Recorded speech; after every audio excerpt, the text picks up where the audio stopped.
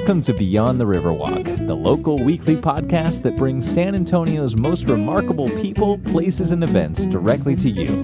All links discussed will be in the show notes, so sit back, relax, and join Kevin and Melissa Barron as they ask the questions that you would. Now, let's get the conversation started. Welcome back, everybody, to Beyond the Riverwalk. This is Kevin, and with me is Melissa, his wife. All right, and she keeps saying her wife like it's going to be somebody else. Yes, it's Melissa, my wife. Anyway, today we are back, and we have a great new guest for something that I've never attended. We've lived in San Antonio for a few years, but we've not ever attended this event. It's about the SA Film Festival. So the San Antonio Film Festival is coming up on July 30th through August 4th this year. It's the 25th anniversary, and we've got the executive director, Adam, is going to be joining us. So you ready to talk to Adam? Yes, I'm ready to talk to Adam. All right. Well, welcome, Adam Rocha. Thank you for joining us today. Sure. Well, thank you for having me. I appreciate it. And, welcome to San Antonio for this being here third year. But anyways, started the festival in 94. I was a student going to San Antonio College, community college here in town. And, honestly, I got invited to a film festival in San Diego. I kind of saw how they did it. And I thought, well, I could kind of do something similar to that. To me, and at the time I was kind of a rock and roll, going to the rock and roll clubs here in town. And so music is really similar to the movie industry on a small scale and the independent scale. So I thought, well, I know a lot of concert promoters or rock promoters. So I thought, well, I could do the film thing in the same way that the concert promoters do their thing. So as I mentioned, I was a part of a festival in San Diego, the San Diego Latino Film Festivals. And so they had it in 5 different locations in Tijuana as well as San Diego. And I thought I could do the same thing here. And so we became a nonprofit in 2008, and we've been doing this since 94. And it sounds like this year, if I got it correct, this is your 25th year of hosting the event? That's right. We're celebrating 25 years. It's a love of, it's a passion of what we do. And we got a great team that helps out every year. And so it just keeps growing bigger and bigger. This is our 4th year at the Tobin Center for the Performing Arts, which is downtown right on the Riverwalk. And so have you guys been to the Tobin Center before? Yes, we've been down there. Oh. It's a great place. And to have something, that big, that's a centerpiece, I know, for the city, for the festival has got to be pretty neat. It is. It's a great place. It's a great venue. We love it. And that's why we're still there. And so our event is July 30th to August 4th. So that's 6 days of cinema. And usually we have about between 100 and 200 films that we screen. And then about 30 to 35 feature films, and the rest are short films. And they're all the genres from animation to narrative, like Hollywood type films, to documentary and some experimental, and kind of a new genre we're doing as well as music videos. Oh, really? So, yeah. And, the music industry is always interesting and fun. I like going to concerts, and I'm pretty sure everybody else in this world does too. But so, we're kind of including that as well this year. It's the first thing for us. But, it's a family event. What can I say? We've had the San Antonio Film Festival, Children's Film Festival, for the past 4 years. So we'll be doing that again. And that's usually at a different venue. We've been at the Pearl. So we might be there again. And so that's 4 days of cinema for kids from, toddlers to 8-year-olds. So, and these are, they're films from the Toronto International Film Festival. So these, we've collaborated with folks all over the world for several years. And that happens concurrently with the film festival. In addition, we have free workshops if you're interested in getting into the film industry we do offer that. My day job is as a teacher, and when I started this festival, I didn't realize it was so much work, but I didn't know it just administration work. But it's our administration. We enjoy doing that, but specifically, I like to teach people or get people, industry insiders, training on how to become a filmmaker or how to become a better filmmaker, or to, midlife transition into the film industry. And it's really simple to do. If you have a passion, if you've always wanted to do this, I get people that are in the accounting business, the banking business, or whatever industry that said, my parents wouldn't let me do that as a kid, so I became this, but now I want to go into that. So we help guide people to do that. And last year we brought in Fred Roos. He was a producer of The Godfather, Part 2, Apocalypse Now, and several huge films. And so, he, essentially what they charge in Austin, hundreds of dollars, we give away for free. Wow. For these workshops. And that's on a Friday and Saturday in the morning times. Is that's during the festival dates, or is that before? That's right. During the festival it happens. During. Well, I mean, it's kind of like we've become this big tent pole. We have these many events happening throughout the festival nowadays. Well, if you could kind of roll back the years, 25 years, what was that first one like? Sure. Well, as I mentioned, I was in the rock scene, so we had 13 bands play before the films played. And I think we had about 10 kegs of beer. I think it was $5 to get in the door. So it was kind of, it was in the 90s. So you can, yeah, it was just kind of event. And so our call for entries, we had every single film that we received, we played. So we had 13 films play. And, I still keep in touch with some of those filmmakers. Some of those filmmakers have become, not industry giants, but they're still in the film industry, and they're still directing films. So I'm happy about that too. Well, you mentioned about people that have gone into different careers and now can do this a little more easily. What have you seen change in the industry, and in how it what the implication is, I guess, for the festival over the years now that the technology's been so much cheaper? And at least it seems that the technology changes probably have opened the doors to quite a few people. Is that one of the main drivers? Absolutely. I guess in '94, when I was a kid, I guess I was 22. The big films at the time, the independent films at the time were El Mariachi, the $7,000 hit wonder, and then from Robert Rodriguez, Local Hometown Boy, and Sex, Lies, and Videotapes. And so, the cool thing is that, as you mentioned, the technology, it got cheaper to make films. And so it's just come full circle in the sense that it's so much more inexpensive. So to me, what's changed is the perspective.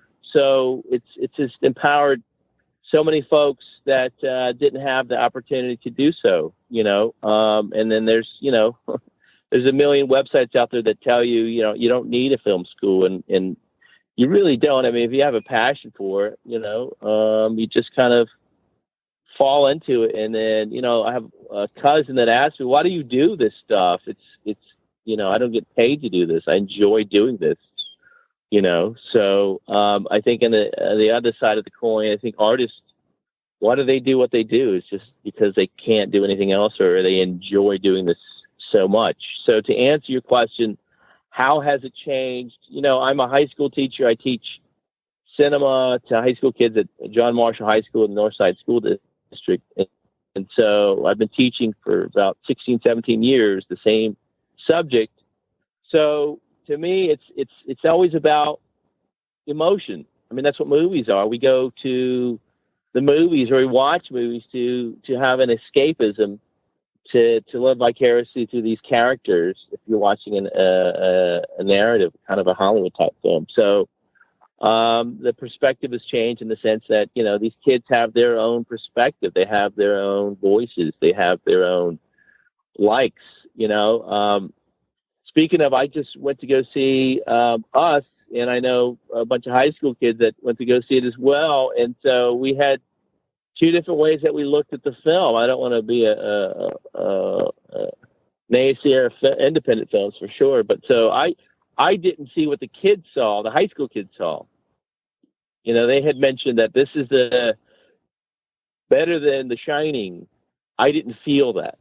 You know, to me, I think, to go back to your question, a filmmaker like Jordan Peele studied the masters, like I'm assuming like Spielberg and Stanley Kubrick, and who studied those masters of David Lean and Orson Welles, you know, who kind of like made up the game, if you will. So it's just maybe the third or fourth generation later, this is kind of where we're at in the world of to me, the most contemporary art there is, which is the cinema arts. So to answer your question is obviously technology has changed everything, but I think who has access to it and the stories that are being told specifically, they're micro story. I mean, it's just a different perspective. So which I enjoy, you know, so. Well, that's one of the questions that I guess it leads to one of the questions that I know I'm talking all the time. Melissa's not jumping in too much because I tend to crowd the microphone.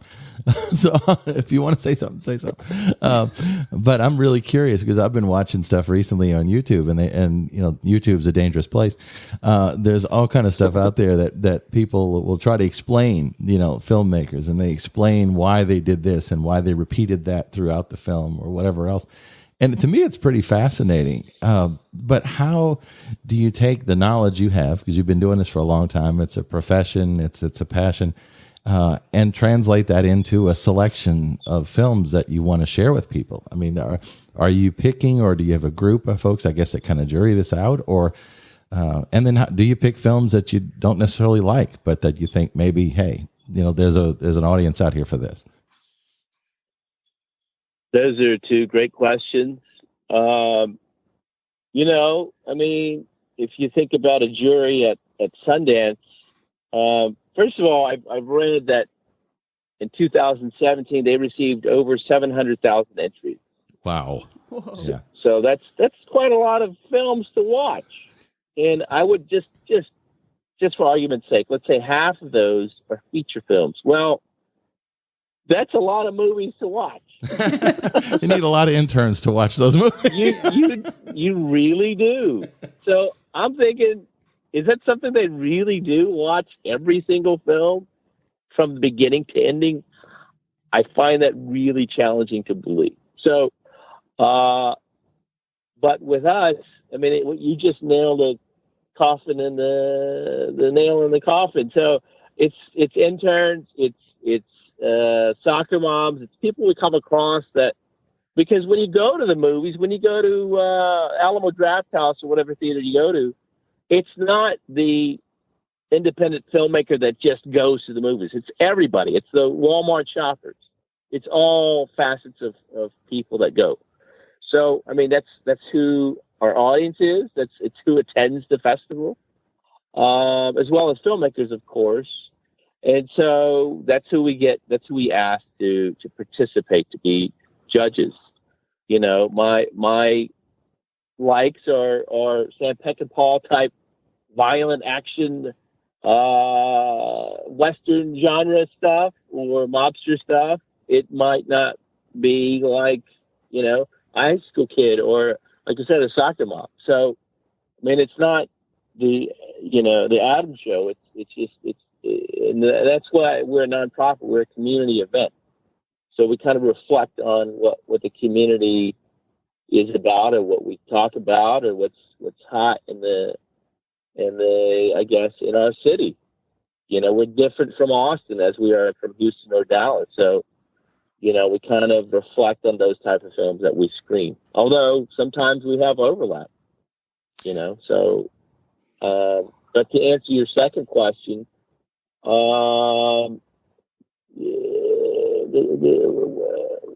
what types of films? It just look, to me, it's movies are like commercials. Okay, you know going in how long they're going to be, usually. But for sure, you know, commercials are 30 seconds or 15 seconds, right? So in some commercials are way too long, or you just don't want to see that again. Like I want my 30 seconds of my life back, or Yes. I want an hour and a half of my life back. Right. You know, so we go at it in that sense. So obviously it has to be entertaining. You know, we'd love to have every single film have a message. It doesn't have to. It's just whatever clicks and pops and works, honestly. That's pretty neat. I mean, there's so much, I guess, like you said, if there's 700,000 going to Sundance, there's no way, you know, it's got to be, I would assume, you know, who you know to get it in front of the right people and that kind of thing. But because what you're doing it's nonprofit, you have to be, it sounds like you would have to be open to whoever wants to submit something, and as well as just participate generally. In terms of the participation, what's the typical turnout like, and how do people, you know, attend? Are there tickets? I mean, I'm thinking like, because I'm a big nerd, I mean, I'm thinking like Comic-Con, you buy a pass, you go for 3 days or go for a week, you know, whatever, that kind of thing. How do people actually attend this? How do they become involved as audience members, so to speak? Sure. Well, as I mentioned, it's 6 days of cinema. So you get to meet all these either celebrities and or filmmakers and or actors or people that are in the industry. So, and that's always exciting. That's why people go to these Comic-Con conventions, right? So, how do you go to? I mean, you can buy the tickets. We'll have pre-sale VIP badges. Probably at the end of April is when they'll probably be online on sale. So, and that's through the Tobin Center box office. And then we'll have links on our website as well. But so there's that, and we have different packages available, you know, the weekend or the whole 6-day event pass. So, or you can just buy individual tickets, either per screening. And it's just like as if you went to the movies, you know. Okay. I mean, you go to the Draft House, you go watch a movie. You don't go watch 6 of them. I mean, you just, unless it's a package of short films, and that's how we do it. Okay, it's either a block of short films that would be about an hour and a half, or a feature-length film, which would be about an hour and a half. So there's that. Well, go ahead. Oh, I was going to say, when we post the show notes, I'll make sure that we get the links out to all y'all's stuff as well as to the Tobin, so that at least is all connected for when they do go on sale. I guess one of the things I wanted to make sure we got all that stuff in before I forgot, but one of the questions I guess I had, you talked about technology changing and, you know, selections and things. What have you seen in terms of maybe, I don't know, styles or the subject matter or things change over the years? How's the flavor, I guess, of films changed in your experience in 25 years? And I guess given everything that's been going on, you know, in this country, which seems to be kind of crazy in the last decade or so, what have you seen change? What still excites you about it, and what would you like to see, you know, maybe not be emphasized so much? That's 3 questions. I'm sorry. I know I'm thinking, and I'm like, oh my gosh, I'll have to submit these in writing prior to the show. Well, I'll tell you, that sounds like a teacher question. I wear different hats. So it's kind of what I tell the kids is to me, first of all, the movies have to be relatable. I mean, you know, everybody has a story. The custodian at the school, or the 9th grade kid that got lost the first day of school, or the teacher that's about to retire. You know, everybody has a story, right? So, but it has to connect to whoever's going to watch it.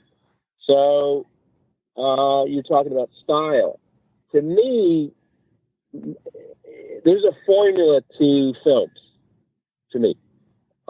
So when I look at one of my favorite films, Goodfellas, now I can see that style, the Scorsese style, echoed in a film that I also enjoy, Boogie Nights. It's almost the same story. It's just a different walk of life or group of people. But it's almost exactly the same. And so what I mean is that, to be a filmmaker, as I mentioned, you have to have the story that connects to the audience. So it's zero to hero, right? So there's a beginning, middle, and ending. And then in between those three acts, you have to have I call them film elements. You have to have the particular camera movement or something that draws attention to the camera work. That says, oh my goodness, wow, or did you see that? Because when you're in the dark, you're in the audience. I mean, you go to the movies to look beside you and say, did you just see that? That's an amazing piece of work. Oh my God. And it's not like you're going to stop the movie on this 16:9 screen at the draft house and say, oh my God, you can do it at home, but so there's that. And to me, the easiest part of filmmaking is the song selection, because when I think of high school, or I think of elementary school or middle school, people in general, they think of the good old days, and I can tell you, as a high school teacher, sometimes kids are miserable. So what that is nostalgia. And so you just forget all the bad parts, right? When you go to your high school reunion, your 20-year reunion or whatever, you don't think about the bad part. You just kind of think about the good time. So that's what music does. For me, it does. It just makes you remember the good time. So, and that's why I love Scorsese so much, because he has this 50s kind of type doo-wop songs in most of his films. So, or the Rolling Stone soundtrack, or whatever. So what I'm saying is you stick there. That's another movie element. It's the music selection, right? And then, right, so you have the editing. It's either it's cut to the beat, like a MTV music video or whatever it is, or it's these super exaggerated long shots, like a Hitchcock or even again Scorsese, and that goes back to the camera techniques. So you can't have. Here's the thing with this stuff: you can't have too many trick shots. You can't have too much flashy editing, and it's always got to have close-ups. And so for me, for high school kids, it's just I love teaching, but it's just hard to get this across to young people. It's just you need it. Where's the close-up? You got the two-shot, but you need the close-up. Where's the close-up? Because I mean, my one of my cousins goes to the theater and they like that, but I like movies because of the close-ups. And to me, I think the best actor to ever walk this earth is Marlon Brando. And my favorite film of all time is On the Waterfront. So if you go back to 1958, if you look at the shots, this is the first day of class that I teach the kids. Is I grab the top of my with my hand, I'll grab the top of my head and I'll move my eyebrows up and down. And I say, that's acting. That's what acting is, because that's what the close-up is. Yeah. If you look at Leonardo DiCaprio or any actor in that range, they have wrinkly foreheads, and that's the emphasis on whatever it is they're talking about, right? And so I know that I'm just kind of dissecting things here.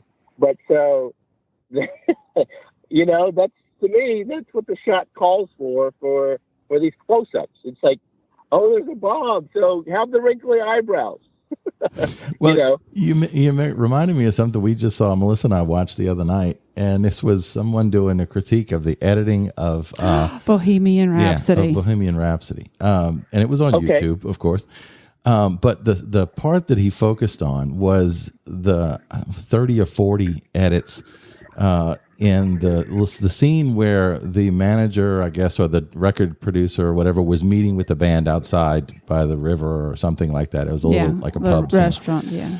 And he counted how many times they were doing these jarring cuts, and there was one part where he said one of the dialogue was, "So this is Queen," and they only showed 3 of the 4 members, and he's like, "This is not Queen. You're missing one of the members in the shot." They've lost Brian May. But yeah, exactly. They forgot Brian May. But what was really neat, and it kind of made a light bulb go off over our heads, we were talking about it, was we didn't notice that, but it still didn't feel right. I mean, we don't know what we're looking at, but it felt, jarring and jittery and like, what's supposed to be going on here? And the guy kind of dissected it like you're talking about. There's such a science to it, I'm sure. I mean, it's not just an art. I'd imagine there's a science to editing and every other part of this. So it's probably a rabbit hole you can go way down deep into if you're into film, right? Well, something else Kevin would like to.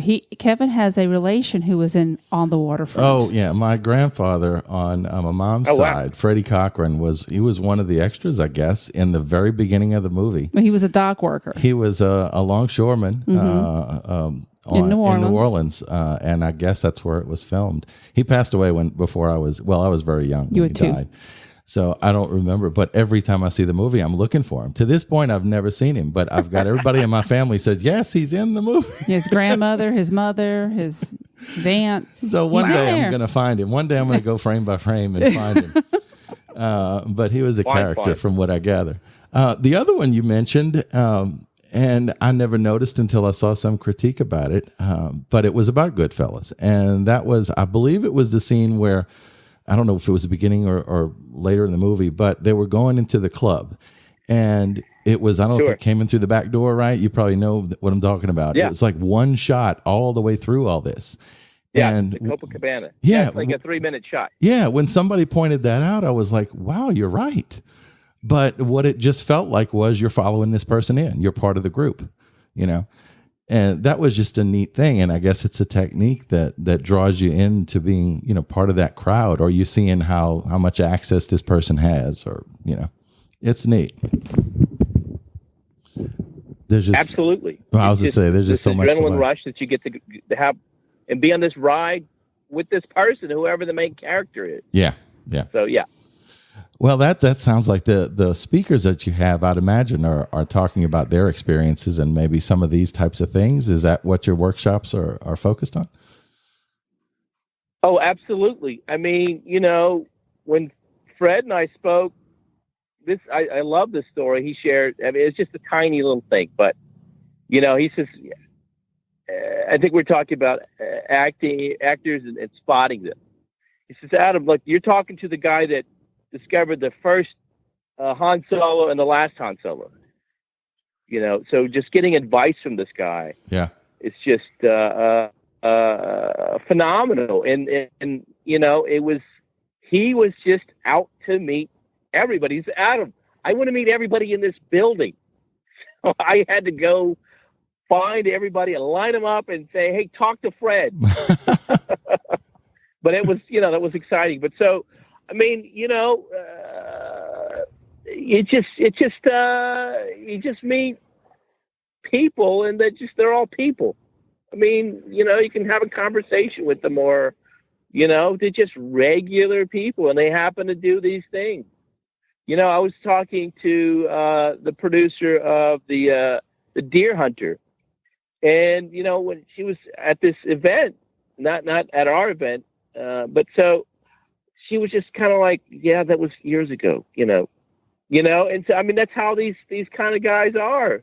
I mean, these folks are, they're not like high on themselves. They're just like, what's the next project? This is the next project I'm working on, so, I mean, they're just everyday folks that want to help guide you in the right direction, so, well, and then it's like, as I mentioned, it's open and free to the public. Well, I think it's interesting too, because in this whole thing, social media over the last decade or so, everybody seems accessible. I mean, you can send a Instagram DM to Joe Rogan and maybe get a response. I mean, whoever you're interested in talking to, they're out there. But at the same time, when you go in person, it's a little more intimidating. So I appreciate the fact that you shared that. I mean, this is open to folks. There's no charge to it. You can learn some things, you can meet some people, and you don't need to be intimidated by it because it's right here in our backyard. It's been going for 25 years. It's got this great legacy, and it's just it's available, right? You don't have to be scared to show up. Oh. Absolutely. Listen, I'll tell you, it just kind of triggered something in my head here. So we kind of branched out, and we're also collaborating with the Chinese film industry. So we're going to court those guys this year. This year we'll have about 50 Chinese kids at a summer camp that we'll be producing exclusively for them, a film camp. But so they'll also be participating in the sense they'll be performing during some of the events. I believe the opening night and then also the award ceremony. But so just kind of think of them as a mini Xinyan. There you go. That's right. They come to town every year, I believe. Yeah. Oh, yeah. I think Melissa, I cut you off before. Yeah. So you're saying these are just regular people. So who are you more impressed with, the people behind the scenes or the people in front of the camera? Well, personally, I mean, I get starstruck with actors, like everybody, right? But so I enjoy the person behind the cameras. I enjoy the directors. I like listening to their story, and it's a group project, each film, but it's, the vision is from the director. Right. So, I enjoy hearing those little stories, off screen, hey, that was totally, when they'll say something at the festival, that was totally by accident, because we have these after parties that's open to anybody and everybody as well. So, and they'll just share those little insider bits, and that's always fun. Cool. So, Oh yeah, it sounds like have grown up big Disney fans. Our daughter is especially, and just all the little details. She remembers dates and who met who, and the Sherman Brothers wrote all these songs, and it's some amazing stuff that you can really get tied up in. But it just, to me, it just kind of enriches your life. There's so much more in San Antonio than probably people that live here like us for 3 years have never attended this event, and hopefully we're going to fix that this year, because it sounds like there's going to be probably oodles of things that we'd be interested in. Out of all the selections, you said over 100, I think, over 100 films, short films and feature films are going to be screened? Yeah, we have between 100 and 200 films. Oh, wow. And Okay. I'll tell you this. So we had Wind River 2 years ago, and then Hell or High Water a year before that. So, we always, as well as we screen first-run films as well, they might not be Hollywood premieres, but they're Texas premieres or they're local premieres. So, I mean, we'll have that as well. So if that's what you want to get, that's what we do as well. So, yeah, there's something for everybody. This has really been a lot of fun. Well, we're going to make sure that we put all the links out there. We'll do that. This show will be released in April. And Melissa's trying to mouth something to me that I can't read her lips on. You want to ask? No, the movie they're screening in May. Oh, yeah, that's right. See, she's there and she's remembering stuff I don't. This is it's not live, but it's live to digital. So everybody's hearing our goof ups. You have to keep this one in the interview. Yeah, we'll have to leave this in there. I do make mistakes often. No, so you do have, we've got the event on May 8th, right? And that's Colossal Youth. It's going to be at Alamo Drafthouse Cinema, and I have it pulled up on Facebook. You can go, the event is there, and you can click interested or going, preferably going, and people can get information on that one. And you also have another one that you're going to be talking about or releasing the date for later in May. And then the event itself is is July 30th through August 4th down at the Tobin. And like I said, we're going to put all the links out there for the social media, which is how we connected. And I really appreciate that, as well as the links to the Tobin for tickets when those are available. Anything else you want to share with us, or any suggestions you got for people out there to get to know? Sure. I'll tell you this. Our event, not to pound our chest, but I think it's the gem of the city. It's the hidden gem of the city. So please come out to it and support your local film artists. We screen a lot of local talent, and we have so much talent here in San Antonio, as well as South Texas. So just with your patronage, that's what you do. You help support these filmmakers, and it's just a matter of time before they're on all the multiplexes throughout the entire globe. So thank you for what you guys do as well. I appreciate being part of this event. Thank you. This is awesome that you took the time to talk to us and enrich us a little bit, because this gives us things to look forward to. Yes. And things we've never experienced. 3 years in San Antonio is not a long time. No. Especially when there's so many different things to try. But it sounds like this is something that people need to go to. At least find an opportunity, visit at least one or two of the days, and explore something, learn something. The workshops are the ones that are really piquing my interest to kind of see some of that behind the scenes stuff. So we'll try to do that as Absolutely. well. Well, thank you very much, Adam. We really appreciate it. And thank you, everyone, for joining us today on Beyond the Riverwalk. We will be back with you again next week. And until then, we'll see you around the Alamo City. Thank you for joining us for this episode of Beyond the Riverwalk. Send your comments, questions, and suggestions to podcast@beyondriverwalk.com. As always, subscriptions to our show are free and available wherever you find podcasts, as well as on our website. Until next week, join us on Facebook, Twitter, and Instagram for more conversations about our community. So thank you very much, Adam. This has been awesome. Thank you very much. I mean, Cool. I feel like I want to thank you 40 times because somehow we've been seeing these things pop up. Melissa and I we're YouTube watchers. Some of those critiques are pretty neat. I don't know who's putting together the videos, but they seem pretty insightful. There's lots on The Shining. Oh yeah, Melissa doesn't get that at all. She doesn't understand The Shining. I've never seen The Shining. But yeah, we saw I don't one. like scary movies. They were talking about the repetition of the numbers and all the different things that he did in this film, and it's like I never realized that, but I guess it does. Right. I agree. It's pretty cool. No, it's those fun things, those little Easter eggs or whatever you call them, that you watch it again, it's something else that pops out to you. Yeah, I completely agree.